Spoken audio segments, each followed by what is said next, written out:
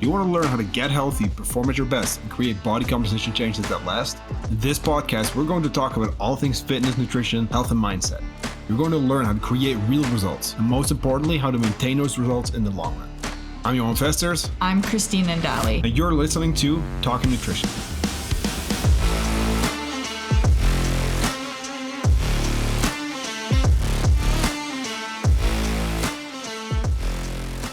Welcome back.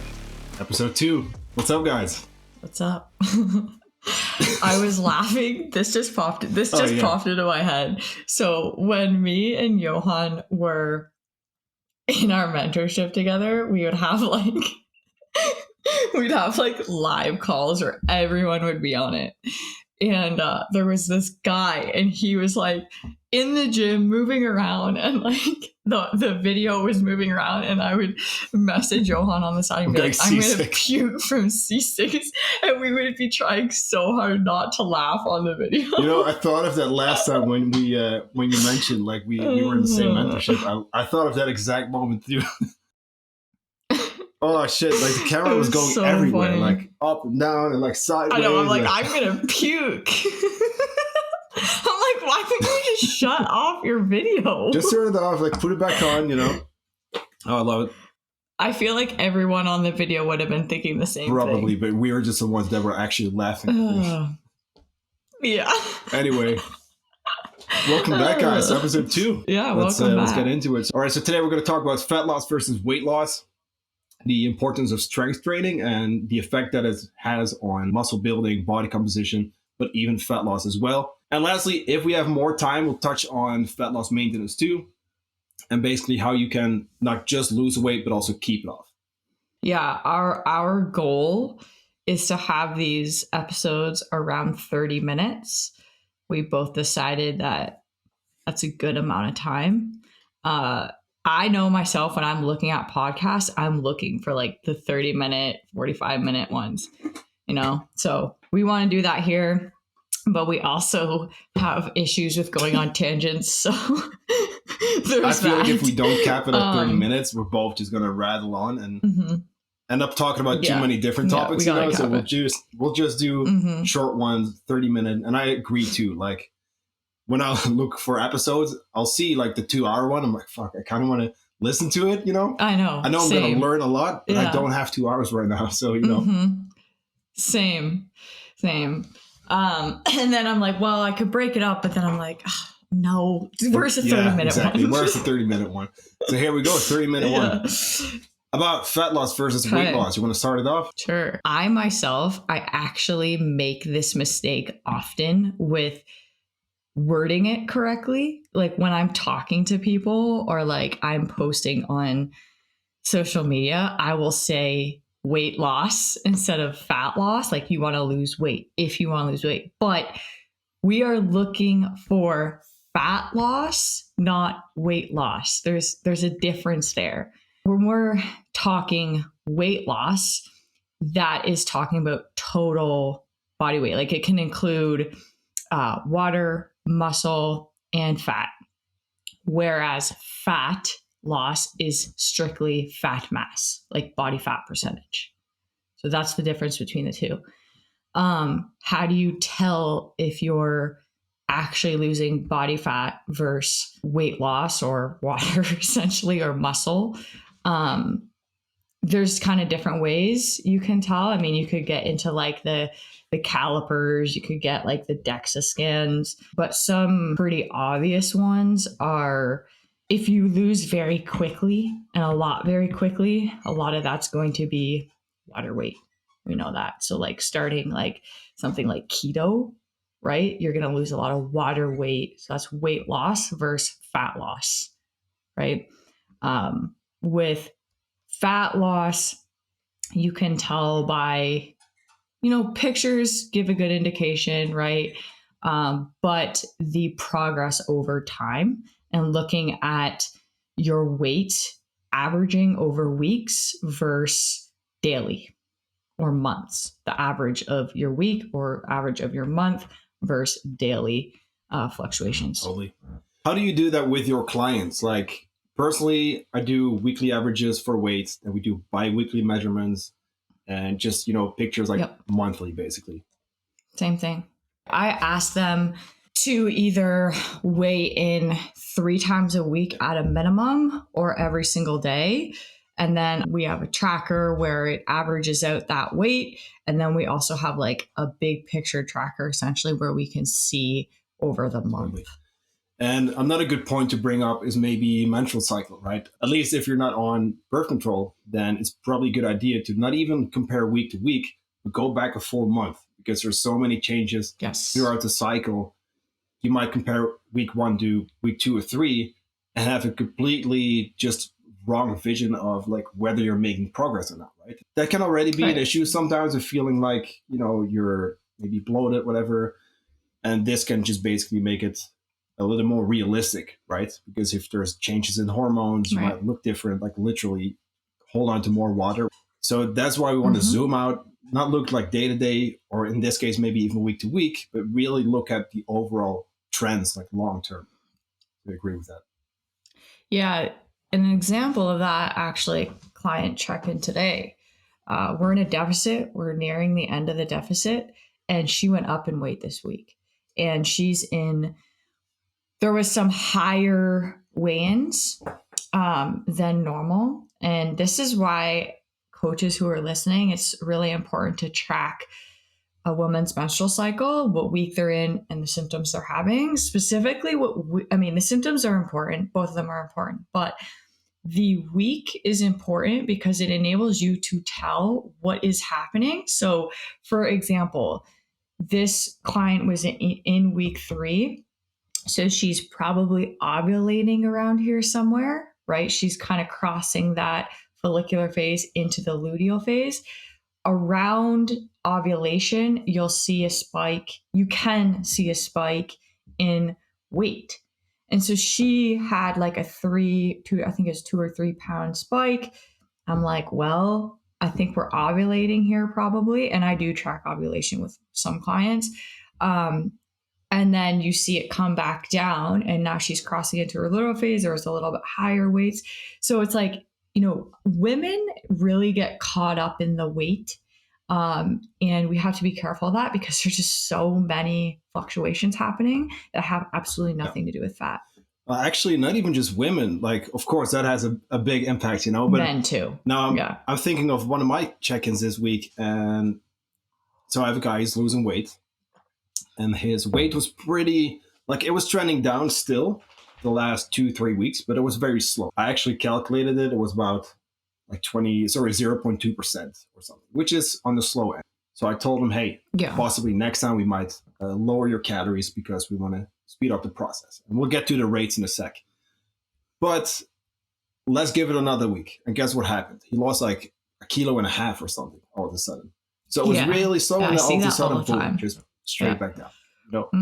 So little tip, if you're losing weight, try not to rush it. Try not to cut calories even more if you have 1 week or maybe even 2 where it slows down. Because there's many ways of making progress. I might even go into muscle building, actually losing fat, and it doesn't always show on the scale. Yeah, fat loss is not linear. Never. You'll have weeks where weight might go up, might go down, might stay the same. But again, it's Rose in the background here with her third host. With her like squeaky. So I thought I heard that. I need to take it away. She's trying to play with me. Rose, come here. Go in there.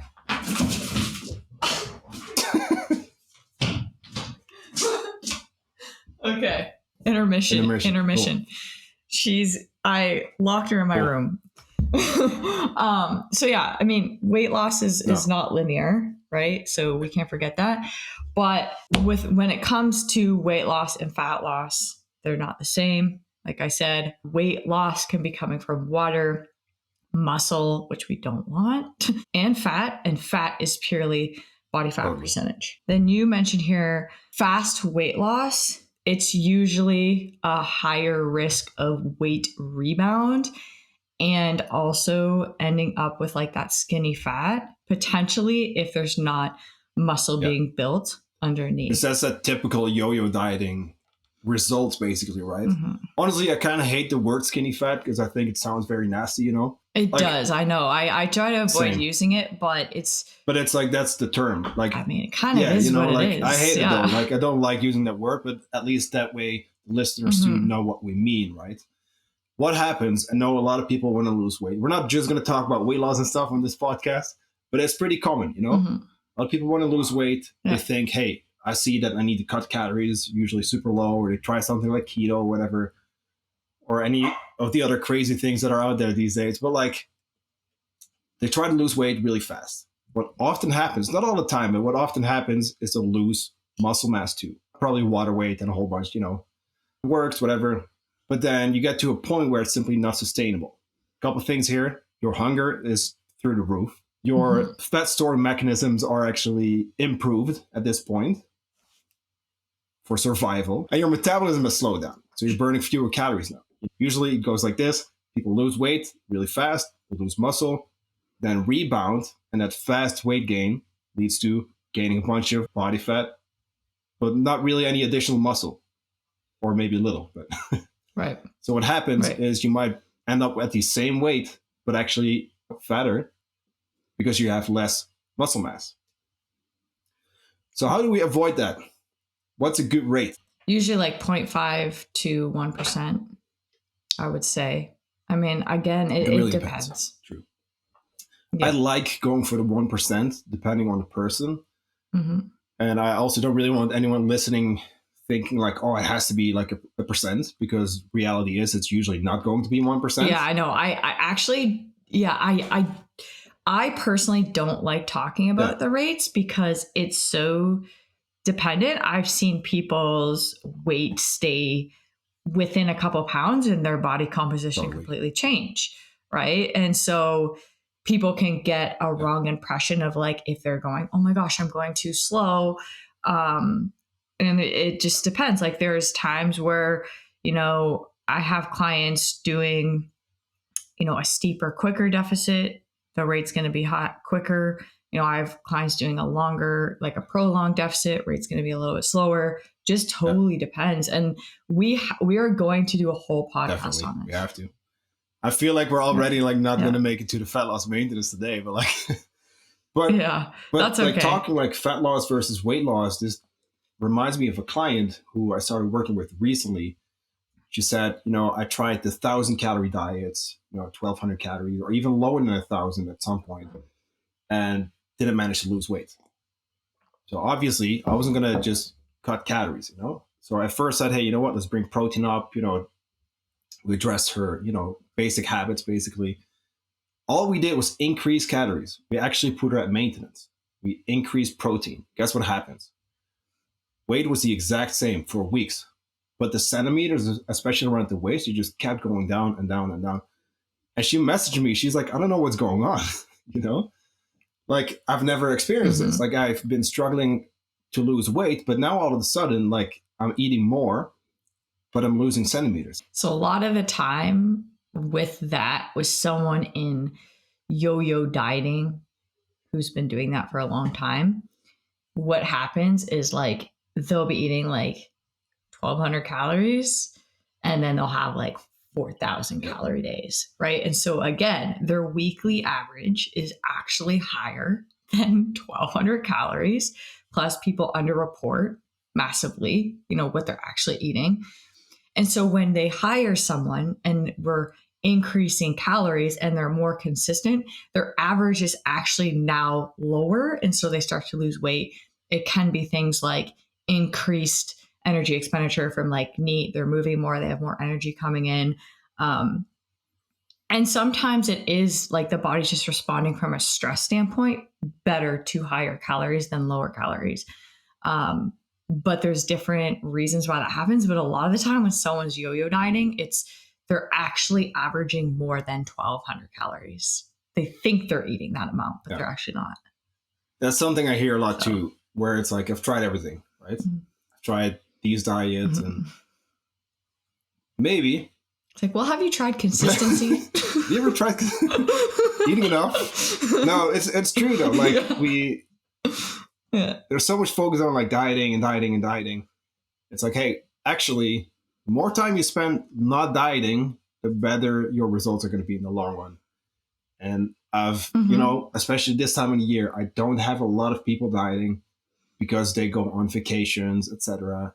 It's still personal. Hard. Hey, I do also have people in a weight loss phase because that's their main goal. That's their priority. Too. There's nothing wrong with that. But this time at maintenance is super valuable, right? You need to get used to eating more. You need to get used to eating enough, giving your body a break, and almost like earning that trust again, to maybe go into a fat loss phase, because your body's pretty smart. And if you're not going to work with it, it's going to work against you. Your body cares about two things: survival and reproduction. That's it. Nothing else. Right. Not your six pack. No. Okay, so let's move into the importance of strength training for fat loss. So I feel like most people, when they think weight loss, they think doing cardio. Like, I have to go running. Fat loss. Sorry, fat loss. You said weight loss. Shit. Okay. Fat loss. You're right.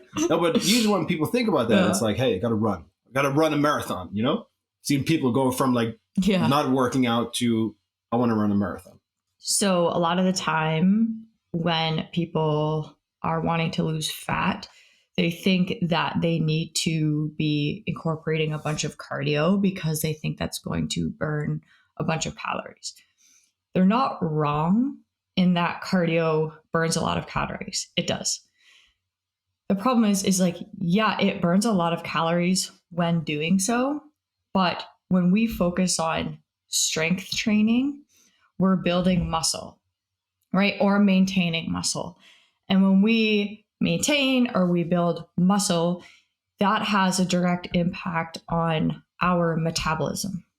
Okay. So the more muscle you have on the body, usually, the more calories, I guess you'd say, you're going to burn at rest, right? So cardio, when we're looking, or training in general, when we're looking at energy expenditure, how much you burn in a day, exercise activity takes up about 5% of that.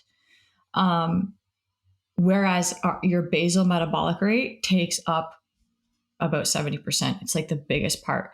And your muscle mass plays into your basal metabolic rate, right? So yes, you will burn calories in your exercise through cardio, but if you focus on building muscle and maintaining that muscle, you're going to burn more at rest, which is going to take up the biggest portion of your energy expenditure for the day, right? It's not that you can't do cardio. I do cardio. I love it, which I can't believe I'm saying because I used to hate it.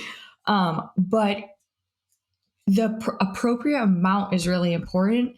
And we have to remember that our body adapts very quickly to cardio. So you're going to have to keep increasing the amount you're doing or how fast you're doing it, different types of cardio versus strength training, where you can progressively overload that, progress with it much easier, right?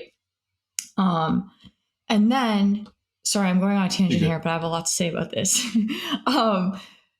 When it comes to cardio, we have to remember that cardio will make us more hungry, usually, right? So when we're in a fat loss phase, not something that's going to be the easiest if you're adding more hunger on top of already being hungry from being in a calorie deficit. So again, it comes down to the dose of how much you're doing. But majority of it, in our opinion, should come from strength training. And it's due to keeping metabolism up, right? Hunger, those type of things. So you're burning more at rest. And also, in the calorie deficit, you want to preserve muscle. You're in a catabolic state, so it can be easier to lose muscle. If you're strength training, if you're eating enough protein, those things are going to help maintain that muscle in the deficit, which is going to help keep metabolism up. Yeah, look at it this way too. Cardio basically makes you more efficient with fewer calories. Strength training, putting on muscle, actually makes you more inefficient. It's going to help you burn more calories. And that's actually what you want in that case. Yeah, it's like a reverse diet. When we want the body to adapt up to the calories that we're increasing, we need to pull back on cardio, right? Because, or else the body's not going to adapt up. You're going to be burning those calories. That's just another example. And I think just thinking long term, right? Thinking long term, thinking body composition, which for most people is at least part of the goal. Thinking longevity, metabolism, it's going to be huge because it's going to help you maintain your results at like a good amount of food, right? Because a lot of people think I need to lower my food intake to lose weight, but then I must be eating this little to maintain it too. And that's not the case, you know? So instead, we want to bring you back up, and having more muscle is going to be a good thing for your maintenance calories, the amount of calories that you need to maintain your weight, which should not be in a deficit. You want to go in and you want to go out again. The thinking long term, like I said, having more muscle on your body is going to make you look more lean. And that's something you wrote down. Like, you'll often hear like, lean muscle or toned, right? But there's not really such thing. Muscle is always lean, and you can be a higher or a lower fat percentage. And these are two factors that really play a huge role in body composition. So we don't want to just think fat loss, we want to think muscle gain as well. And how do we do that? By actually eating enough, eating protein, training, lifting weights. And where cardio comes in, it's going to help you. It's going to support your weightlifting. And that's maybe the best way to look at it. You want to mostly do strength training, in our opinion, and then supplement that with cardio, because that's actually going to make you recover better even in between sets. So it's huge. And I'm going to admit that I've been a little guilty of maybe bringing up the downsides of cardio for fat loss more than the benefits. Because I do recommend cardio for everyone, unless you're like injured. Right. No, but like we should be doing cardio. It's huge for health. Cardiovascular health. It's so important. So important. So we definitely should be doing it, but we just shouldn't be over relying on cardio for fat loss. Yeah. And a lot of people, like in the nutrition industry in general, they go to the extreme and they just do too much. Like for me, for example, I'm doing about an hour a week and I break it up. So 30 minutes, 30 minutes. And it's great. Like it's going to be different for different people. It's hard for us to give you an exact amount. But that's a good amount. Like an hour a week, that's a good amount. That's not too much, right? I think that pretty much sums up what we wanted to talk about with strength training and fat loss. Yeah, so the toned look comes from you building muscle by eating enough in strength training and eventually losing body fat. So it's muscle minus body fat equals toned, right? A lot of women, they don't want to strength train or lift heavy because they think they're going to get bulky. And I've said this a million times. Most women are under eating. And so it's extremely hard for them in general to put on muscle if they're under eating. In that case too, it takes years to get to that point. I just spent a year bulking. Like it's so difficult. Years and years of consistency at high calorie intakes and lifting heavy weights. It sounds great. Like, I can eat a bunch of food, but it's pretty hard. You're going to have to be it can get hard. Super patient. Yeah. It takes ages. Like if you, let's say like if you're an experienced lifter, right? If you have been doing this for a while, it's going to take a long time because it's going to, like you said, it's going to take months, maybe even over a year to put on you're closer to your upper limit. Like to build an actual solid amount of muscle that you will see, basically, right? In my opinion, and what I see a lot is that it's often more difficult in the long run to stick to than fat loss, because with fat loss, you can see quicker results. With muscle gain, and this is for another time maybe, but with muscle gain, we are going to gain some body fat. We can mitigate how much, but you are going to gain that. And it sucks because you literally watch yourself get bigger. You're eating a whole bunch of food. You're losing definition, so you're thinking, I'm just getting fatter. It's really difficult. But that's what it's going to take. That's what it's going to take, you know? I tell my clients, I'm like, listen, it really is. I'm like, listen, bodybuilders do this in order for them to get super lean. They spend time eating a lot more and they put on body fat, and they respond 10 times better when they go to lose body fat because of that. Yeah, it's uncomfortable. It sucks, but it's worth it 100%. In the end if done correctly. If done correctly, yeah, totally. But it is difficult, but it's also going to set you up for the best results. So depending, once again, it's always, it depends, and it's going to be different for everyone. But generally, if you want to lose, let's say, some body weight, you know, strength training and possibly putting on some muscle first might be a good option, or at least spending time eating enough. Because think about this too, right? And now we're talking more about muscle and fat loss, but when the body is putting on muscle, it's actually doing something that costs a lot of energy to build it, first of all, but then to maintain it.